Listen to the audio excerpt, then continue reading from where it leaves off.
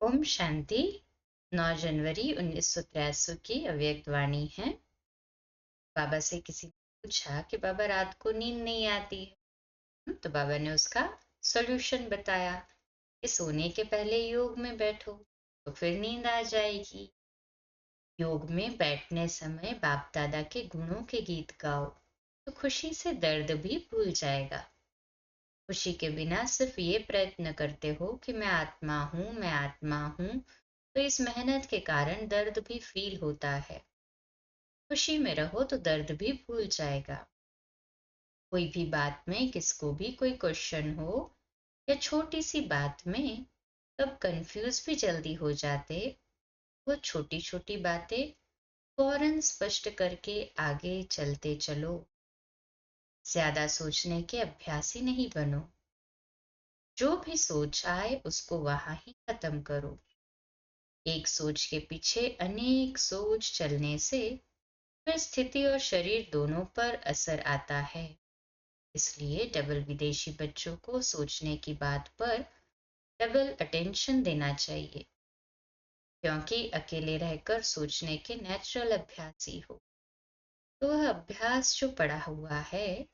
इसलिए यहाँ भी छोटी छोटी बात पर ज्यादा सोचते तो सोचने में टाइम वेस्ट जाता और खुशी भी गायब हो जाती और शरीर पर भी असर आता है। उसके कारण फिर सोच चलता है। इसलिए तन और मन दोनों को सदा खुश रखने के लिए सोचो कम। अगर सोचना ही है तो ज्ञान रत्नों को सोचो। व्यर्थ संकल्प की भेंट में समर्थ संकल्प हर बात का होता है। मानो अपनी स्थिति व योग के लिए व्यर्थ संकल्प चलता है। ये मेरा पाठ तो इतना दिखाई नहीं देता, योग लगता नहीं, अशरीरी होते नहीं। यह है व्यर्थ संकल्प। उनकी भेंट में समर्थ संकल्प करो। याद तो मेरा स्वधर्म है। बच्चे का धर्म ही है बाप को याद करना। क्यों नहीं होगा? जरूर होगा। मैं योगी नहीं तो और कौन योगी बनेगा? मैं ही कल्प कल्प का सहज योगी। तो व्यर्थ के बजाय इस प्रकार के समर्थ संकल्प चलाओ। मेरा शरीर चल नहीं सकता, ये व्यर्थ संकल्प नहीं चलाओ। इसके बजाय समर्थ संकल्प ये है कि इसी अंतिम जन्म में बाप ने हमको अपना बनाया है। कमाल है। बलिहारी है इस अंतिम शरीर की, जो इस पुराने शरीर द्वारा जन्म जन्म का वर्षा ले लिया। दिल शिकस्त के संकल्प नहीं करो, लेकिन खुशी के संकल्प करो। वह मेरा पुराना शरीर, वह जिसने बाप से मिलाने के निमित्त बनाया, वह वाह कर चलाओ। जैसे घोड़े को प्यार से हाथ से चलाते हैं तो घोड़ा बहुत अच्छा चलता है।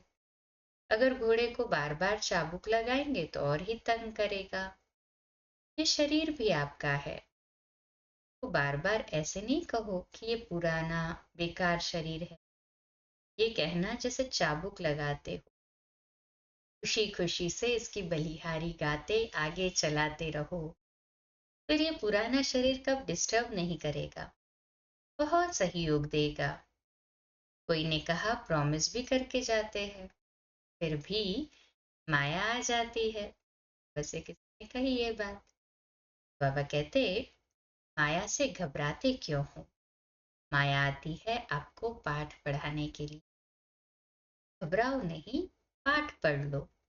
कभी सहनशीलता का पाठ, कभी एक स्थिति में रहने का पाठ पढ़ाती, कभी शांत स्वरूप बनने का पाठ पक्का कराने आती। तो माया को उस रूप में नहीं देखो। माया आ गई घबरा जाते हो, लेकिन समझो कि माया भी हमारी सहयोगी बन बाप से पढ़ा हुआ पाठ पक्का कराने के लिए आई है। माया को सहयोगी के रूप में समझो, दुश्मन नहीं। पाठ पक्का कराने के लिए सहयोगी है तो आपका अटेंशन सारा उस बात में चला जाएगा। फिर घबराहट कम होगी और हार नहीं गे। पाठ पक्का करके अंगद के समान बन जाएंगे।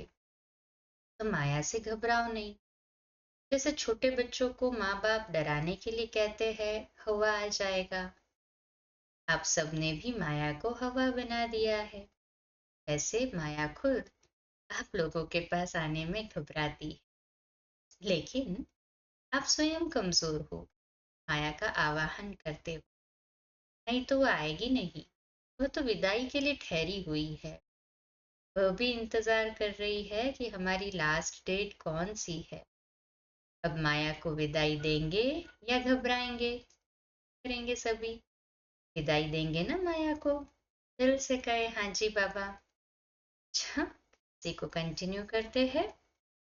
ओम शांति।